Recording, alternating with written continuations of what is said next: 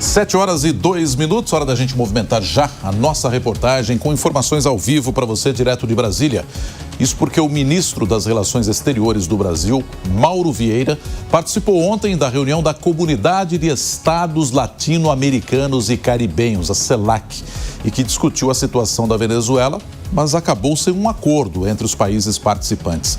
Vamos até Brasília entender esse assunto, porque a Rani Veloso tem mais informações para a gente. Rani, bom dia para você. O Brasil manteve, no entanto, a posição contra a captura do Nicolás Maduro, não é isso? Bom dia. Bom dia, Roberto Nonato, a você, a Soraya e a todos que nos acompanham ao vivo, direto de Brasília. Bom, é isso, não teve consenso, por isso que não teve essa declaração conjunta. E como você me perguntou, sim, o Brasil reforçou a posição do presidente Lula, que foi, inclusive, publicada nas redes sociais ainda na manhã do sábado. O ministro das Relações Exteriores, Mauro Vieira, participou do encontro representando o Brasil, uma vez que foi a nível ministerial. A CELAC é composta por 33 países, nem todos participaram, mas havia uma quantidade expressiva de países da América Latina e também alguns do Caribe. De acordo com uma fonte do Palácio do Itamaraty, a reunião, que durou 2 horas, foi ali para que os países expressassem a sua posição diante do ataque militar dos Estados Unidos contra a Venezuela na madrugada do último sábado. E o ministro Mauro Vieira reforçou essa posição do Brasil de preocupação em relação à violação ao direito internacional e princípios básicos, como, por exemplo, a integridade territorial e também o uso da força. Também há uma preocupação em relação à soberania da Venezuela, porque pode abrir um precedente a qual o presidente Lula já havia classificado como perigoso. Então, o chanceler reforçou, ele que já havia, inclusive, participado de reuniões com o presidente Lula de forma virtual e chegou a Brasília na madrugada de ontem exclusivamente para esse encontro. Antecipou o retorno das férias. Mauro Vieira também havia conversado com o presidente Lula ainda pela manhã e foi procurado por alguns integrantes de outros países, como México, Uruguai, França e a representante da política externa do Reino Unido, para saber a posição do Brasil. E ele externou exatamente isso que a gente reforçou aqui agora há pouco. Também ontem, classificado pelo Itamaraty como a principal ação do Brasil, destaque do Brasil em relação a esse ataque, foi aquela nota conjunta do Brasil e mais 5 países, ali 4 da América Latina, como Chile, Uruguai, México, Colômbia e também a Espanha, um país da Europa, a qual os países repudiaram o ataque militar considerado de forma unilateral dos Estados Unidos contra a Venezuela. Disseram que deve ser resolvido de forma pacífica, exclusivamente pelo diálogo e pela negociação, e são contrários a qualquer tipo de controle externo governamental, uma vez que Trump disse que vai governar e comandar a Venezuela nesse período, até um período de transição. Só reforçando também que é importante a gente destacar que o único posicionamento que foi televisionado ontem nessa reunião da CELAC foi o do ministro das Relações Exteriores da Venezuela, Ivan Gil, que já tinha até agradecido o posicionamento do Brasil ao ministro Mauro Vieira, e ele reforçou durante esse encontro que esse ataque dos Estados Unidos viola a paz não só na Venezuela, mas na América Latina. E ele forçou, ele pediu um posicionamento mais duro e enfático da CELAC contra esse ataque, e também a libertação imediata e incondicional de Nicolás Maduro. Volto com vocês. Rani Veloso, direto de Brasília, atualizando a gente sobre essa reunião. Muito obrigado, viu, Rani? É assunto para a gente trazer já a primeira rodada de comentários aqui com o Acácio Miranda. Daqui a pouco o Roberto Mota se junta a nós também.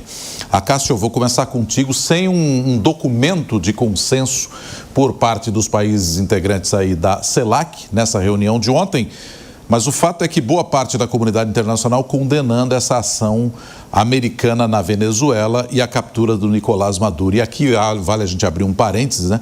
O fato do Nicolás Maduro ser um ditador, isso não quer dizer que tem alguém passando pano ou entendendo que é um bom regime. Não, o problema é a ação americana em si, que, segundo boa parte dos analistas, vai contra o que o direito internacional prega atualmente. São coisas distintas, né? Você não gostar do regime do Maduro e, ao mesmo tempo, também não apoiar essa ação do Donald Trump unilateral. Mas a gente ouviu o ministro venezuelano dizendo hoje a Venezuela, daqui a pouco pode ser outro país. Isso foi dito também por outros governantes.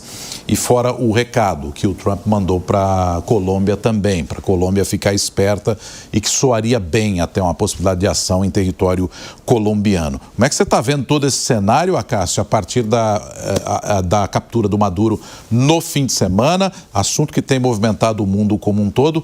Faltou essa posição conjunta da CELAC. Seria necessária? Bom dia, Cássio. Bom dia, Nonato. Uma excelente primeira segunda-feira do ano a você e a nossa querida audiência. São dois os aspectos que a gente precisa analisar, Nonato. Primeiro, a CELAC, como um organismo de representação multilateral internacional, vem sofrendo uma crise de legitimidade, assim como todos os outros organismos de representação internacional, inclusive a ONU. Independentemente de se ter consenso ou não ter consenso, o máximo que a CELAC teria seria uma nota concordando ou contrariando a ação. Em termos práticos, isso não traria conforto a ninguém. Em segundo lugar, há, como você bem disse, uma discussão relacionada à legitimidade da ação. É óbvio que a soberania não pode ser um escudo para eventuais crimes contra os direitos humanos. Mas é óbvio também que essa atuação em prol da liberdade de um povo e do bem-estar desse povo não pode se dar por outro país. E aí eu conecto os dois aspectos. Não estivesse a ONU e os outros organismos internacionais vivendo uma crise de legitimidade e, obviamente, enfraquecidos neste contexto, nós não teríamos uma ação nesse sentido por parte dos norte-americanos e, o mais grave, a partir disso, ameaças a outras soberanias, como é o caso da Colômbia, por exemplo. É um momento muito complicado e ruim até para a diplomacia como um todo, né, Acácio? Bom dia para você, obrigada pela sua participação. Bom, o Conselho de Segurança da ONU vai se reunir hoje, então, pelo que você está analisando, existe um caminho ainda para esse multilateralismo ou não existe mais solução para o Conselho de Segurança da ONU e a América Latina perde a capacidade de resolução das crises? Bom dia, Soraya. Ainda há, obviamente, um caminho para a ONU, mas é necessário uma união de todos os países que acreditam nestes organismos multilaterais para que eles voltem a ter legitimidade e para que eles voltem a ter musculatura. Nós sabemos que as relações internacionais e a geopolítica são muito pautadas por aspectos econômicos e, no fim do dia, são a lei do mais forte em detrimento aos mais fracos. E os organismos multilaterais eram exatamente um escudo dos mais fracos contra os mais fortes. O problema é que a polarização que nós vivemos mundo afora acabou fragmentando os próprios países politicamente. E hoje não há um alinhamento relacionado à soberania ou à salvaguarda dos interesses internos. O que há é uma tutela dos interesses ideológicos. E aí você fragmenta o país e ele acaba fragilizado. E quando há uma atuação dos mais fortes em detrimento aos mais fracos, ninguém vai olhar para a ideologia. Eles vão agir e ponto final. Então nós ficamos reféns duas vezes da polarização e dos países mais fortes. Inclusive a gente tem acompanhado bastante já essa polarização surgindo até por parte aqui de governantes do Brasil. A gente vai seguir também repercutindo isso ao longo deste Jornal da Manhã.